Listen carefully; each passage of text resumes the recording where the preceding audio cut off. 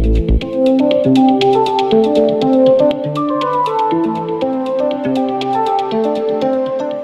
I'm Dr. Ken Landa. Thanks for watching. Let's talk about doxycycline. It's a broad-spectrum antibiotic in the tetracycline family. Actually, it's a synthetic tetracycline. Originally marketed as Vibramycin, it was discovered in 1950 by Pfizer. It's a semi-synthetic derivative of oxytetracycline. Tetracycline itself was discovered in the late 1940s by Lederle Laboratories. Doxycycline was patented in 1957. It was approved for marketing in the United States in 1967 by the Food and Drug Administration. It's on the World Health Organization list of essential medicines. It's mostly taken orally as an immediate release form. There's a delayed release that's available. And it also is available under certain circumstances as an intravenous drug. Typically, it's an oral drug that is taken once a day, sometimes twice a day. Maximum daily dose is 200 milligrams. It should be taken with an adequate amount of fluid to wash it down, take a full glass of water, and remain upright for 30 minutes. And better yet, take it before, say, breakfast and dinner. Take it with a big glass of water, and then eat. The food minimally inhibits the absorption of the doxycycline, but it protects against one of the major gastrointestinal complications of the doxycycline. Doxycycline is an antibiotic. It should not be used for a viral infection, and actually it can cause other infections, be associated with, say, a vaginal yeast infection. Well, the antibiotic is bacteriostatic. Some drugs kill bacteria. What doxycycline does is it inhibits their growth so that the body's immune system can take care of the bacteria, wipe the bacteria out. And it's a wide variety of bacteria. So it's the gram-positive and gram-negative organisms, the aerobes and the anaerobes, the organisms that require oxygen or don't require oxygen. It's good for a certain protozoa, a certain mycobacteria in the tuberculosis family. It's good for the spirochetes in the syphilis family. Typically it's used alone, but it could be used with other antibiotics. Shouldn't be used with penicillin because penicillin is a bactericidal. It kills the bacteria. So if you take a bacteriostatic drug, it might put the bacteria to rest, and the penicillin then would be ineffective. So should not be combined. Well, doxycycline can be used for a wide variety of infections. It could be used for certain bacterial pneumonias, atypical pneumonias, flares of chronic obstructive lung disease, or acne, or rosacea, or skin and soft tissue infections. For chlamydia, it could be used for chronic bacterial prostatitis, epididymitis, orchitis. Sometimes for sinusitis and pelvic inflammatory disease. It's good for early Lyme disease, and if you happen to have syphilis and are allergic to penicillin, this is a pretty good drug. It's good for Staph aureus. You've heard about that MRSA, or the resistant staph. For the most part, doxycycline is pretty good for that, for mycoplasma pneumonia, for some E. coli infections and Shigella and Klebsiella. But increasingly, we're finding some resistance. Fortunately, it's still good for cat scratch disease and the Q fevers associated with rickettsia. It's good for preventing malaria if you happen to go traveling and you happen to go to an area where malaria is prevalent. If you start taking doxycycline 100 milligrams a day, a week or 2 weeks before you go, during the entire time you're there for a period of up to 4 months, and then when you get back to the States, continue taking the medicine for about a month afterward. Well, oftentimes you combine it with another anti-malarial, but that's a good alternative to some of the more toxic medicines. And it might also help prevent inhalation anthrax if you're exposed, the dose 100 milligrams twice a day, for 2 months. Good for typhus fever, good for bubonic plague. And there's some evidence that it might prevent metastases to the bone from breast cancer or from prostate cancer. It basically is for adults, not so much for children unless they have an infection that really mandates the drug. Typically would either be the exposure to anthrax or Rocky Mountain spotted fever. There's some accumulating evidence that it might be good for non-infectious diseases. because of the way it works on the body's immune system or the inflammatory reaction. So there's some evidence that it might be good in people who have an enlarged heart, cardiac hypertrophy, or chronic obstructive lung disease, or macular degeneration, or rheumatoid arthritis, or chronic inflammatory lung disease like maybe asthma or cystic fibrosis or sarcoidosis or pulmonary fibrosis. Well, the resistance of bacteria came on about the time when the antibiotic was originally discovered. It was discovered in 1950. By 1953, some of the Shigella, a foodborne bacterial infection of the intestine, well, that was starting to show some signs of resistance. And over time, that resistance has included some Vibrio and some Haemophilus, the H. flu and Neisseria, and a variety of other organisms. And now some of the Staph, the Staph aureus, the MRSA, is becoming resistant. And we have a situation now where Strep pneumonia, the organism that causes the standard kind of pneumonia, well, 5 to 25% of those organisms are resistant. And it's been used so much that it's not a first-line choice in the treatment of gonorrhea anymore. Many of the gonococcal organisms are resistant. And it seems that these bacteria can acquire their resistance because they can get infected with viruses that carry certain genetic material, and that material can help push the antibiotic out of the cell or protect the active site of the bacteria from having the doxycycline gain access. And now we have some new genes that have been described, and they encode for a tetracycline inactivating enzyme. Well, side effects of doxycycline are relatively common, but they're relatively minor. So the side effects tend to be gastrointestinal, some nausea, some vomiting, some diarrhea. Some people get headache, feel sick, may cause bacterial overgrowth, like with the yeast infection or in the intestine. It can cause a rash, very common photosensitive sort of a rash, so you don't take doxycycline and then go sit in the suntan parlor or sit outside. Chances are you'll be bright red. It can cause a horrible dysphagia. So if you happen to not take the doxycycline the way I mentioned, with a big glass of water and then eat afterward, or take it at bedtime and lie down, well, if the pill dissolves in your esophagus, chances are you're going to be in misery for a week or two. So don't let that happen. That's completely avoidable. Some people develop pancreatitis, or rarely some liver inflammation, sometimes glossitis, soreness of the tongue. It may cause an overgrowth in the intestine of certain organisms, especially Clostridium difficile, and that can lead to a type of a colitis, could lead to a mild problem with diarrhea, a moderate problem, or even lead to fatal diarrhea. Alcohol should not be taken around the time when you're taking doxycycline. It'll interfere with the effectiveness. You could develop an allergic reaction and have hives.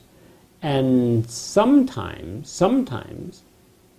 people worry about the effectiveness of birth control pills if they're combined with doxycycline. There's a labeling mandate from the Food and Drug Administration that all antibiotics have to carry a warning that they might interfere with the activity of the oral contraceptives, that they might make the oral contraceptives metabolize more quickly and then become less effective.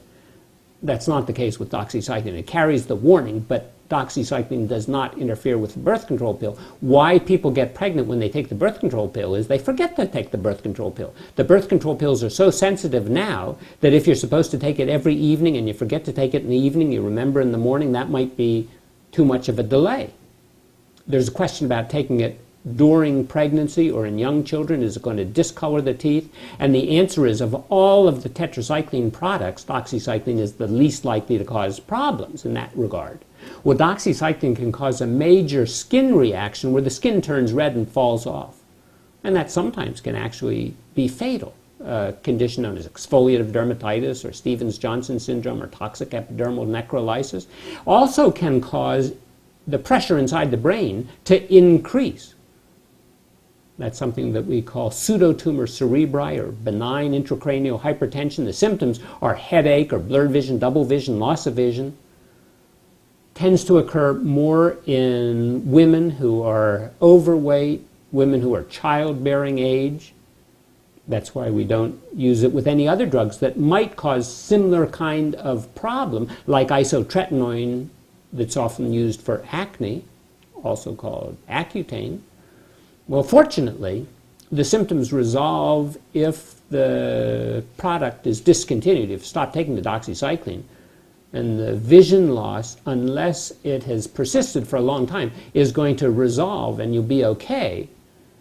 But it might take several weeks for the pressure to come back down to normal. There was a question once upon a time about old tetracycline products. If they were too old, if they were expired, they might cause kidney disease. Well, that's with the old tetracyclines that had a low pH. Now doxycycline doesn't have the particular chemical, the molecule inside it, that would allow it to do the same thing.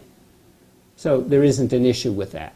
There is some interaction, less so with doxycycline than with the rest of the tetracycline, but there still is some interaction with calcium products. So you shouldn't take it with dairy or antacids like Tums or calcium supplements. And by the same token, you also shouldn't take it with iron preparations or magnesium preparations. It might interfere with the activity of warfarin and cause increased bleeding. And if you're taking a drug like phenytoin or dilantin or tegretol or the barbiturates, well, they might increase the metabolism of doxycycline, so there's not as much doxycycline in the system. Doxycycline is absorbed well in the stomach and the upper intestine, and it seems that you shouldn't take it with either aluminum hydroxide gel or sodium bicarbonate, magnesium salts, the calcium, because of the chelation, because it increases the pH, the gastric pH, but it's readily absorbed otherwise.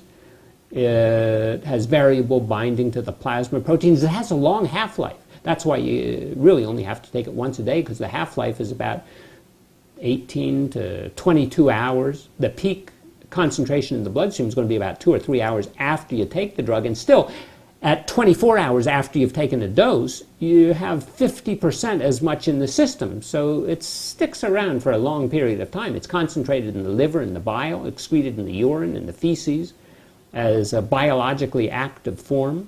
It penetrates into a lot of the tissues, seems to penetrate better than the tetracyclines. It gets into the peritoneal fluid, it gets into the lymph fluid. It's better penetration into the bacteria than most of the tetracyclines. It even penetrates into the brain cavity and into the cerebrospinal fluid at a concentration up to about 25% of the serum concentration. The peak concentration in the body is the biliary system. That has to do with the liver, of course. Well, there are several different forms of doxycycline. You could take the doxycycline hyclate that's very water-soluble, or the doxycycline monohydrate that is only slightly water-soluble. Well, does it make any difference? No, not really, because once it's absorbed, it's the same product, it's the same doxycycline. It's equally effective. Now, historically, the doxycycline hyclate was less expensive, but recently the monohydrate has become less expensive, and actually they fluctuate. So you really need to consider what the price is if you have to pay cash out of pocket. Go look at a site like GoodRx and find out which is the cheapest doxycycline for you to take. They both do exactly the same thing once they're in your body. Kidneys, no special problem. The old warnings about the teeth, as I mentioned, not so much important. Or is the drug acceptable for pregnant women? Well, probably not a good idea to take that if you're pregnant. Is there a significant problem? Well, on animal studies, there's a teeny-weeny bit of a problem. If we look at the animals not taking any antibiotic, the likelihood of congenital abnormalities was less than 0.2%, and taking doxycycline, it was less than 0.3%. So basically, it's the same as a placebo. As far as congenital abnormalities, we said we don't have to worry so much about the teeth. But it's still not an appropriate antibiotic for most women who are pregnant or most young children. And it will cross the placenta. And some of the tetracyclines were thought to have retarding effects on development of the skeleton, the skeletal system. But with doxycycline, it doesn't seem that that's really an issue. But again, one would err on the side of being cautious. Fortunately, the medicine is lipophilic, so it likes to get into the lipid bilayer that covers the bacteria, and it decreases the protein synthesis of the bacteria. Remember, it tends not to kill it, but it tends to make the bacteria susceptible to the body's immune system. Well, it seems that there are other activities too. And it seems that not only does it kill the bacteria, but it also might act as an anti-inflammatory, much in the same way that aspirin or the non-steroidal anti-inflammatories work, where they prevent some of the prostaglandins from being formed. It inhibits the lymphoproliferative response to certain kind of products. It causes some cell death, and it causes chelation of certain metals, and it's anti-angioplastic, and it inhibits the subunits that the bacteria need to manufacture their protein.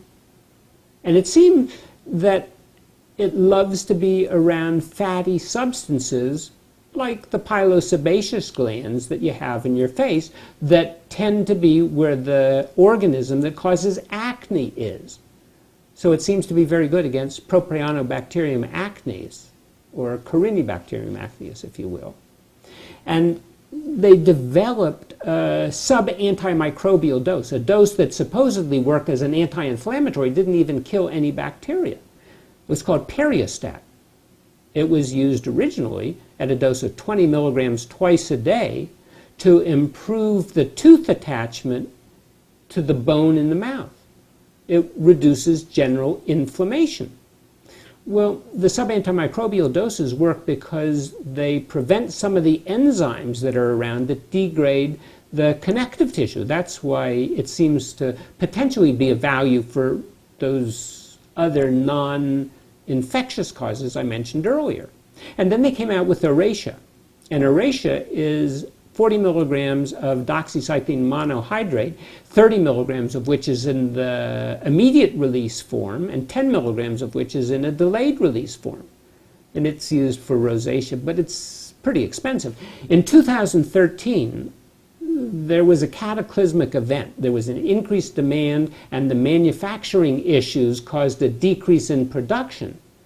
And in 2013, a commercial bottle of 500 tablets of doxycycline went from $20 to $1,800.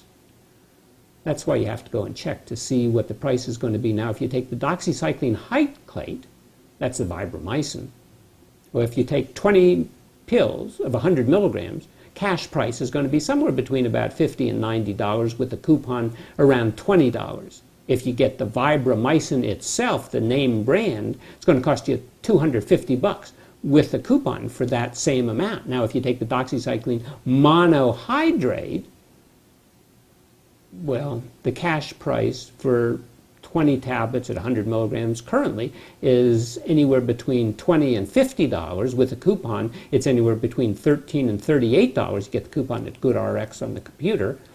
The brand name for doxycycline monohydrate is Monodox. If you want the Monodox name brand, it's going to cost about $400. Well, if you get Dorax, and this is where things get crazy with the tetracyclines, Dorax is just an extended release doxycycline hyclate for 20 tablets of 100 milligrams. The cash price will range anywhere between $90 and $240, with a coupon $80 to $140. And if you want to buy the brand name of Dorax, 20 pills will cost you $1,300. That's absolutely absurd. And Rosacea, the delayed release form, well, if you get the 40 milligram pills, 30 of them, the cash price is going to be about $550. With a coupon, it's going to be in the mid-200s. And if you go and buy the name brand product, it's going to be about $700. And there's one that just priced itself out of the market. It's another doxycycline hyclate. It's called Aticulate. And that drug with the coupon would cost over $700. And Periostat, they don't even make that one anymore. So doxycycline is a valuable antibiotic. It's supposed to be taken appropriately. Don't take it for a viral infection, but it's good for skin and soft tissue infections, for acne, for rosacea, for abscesses, for a lot of MRSA and boils and staph aureus, and for certain gastrointestinal conditions and sexually transmitted diseases, and even for pneumonia.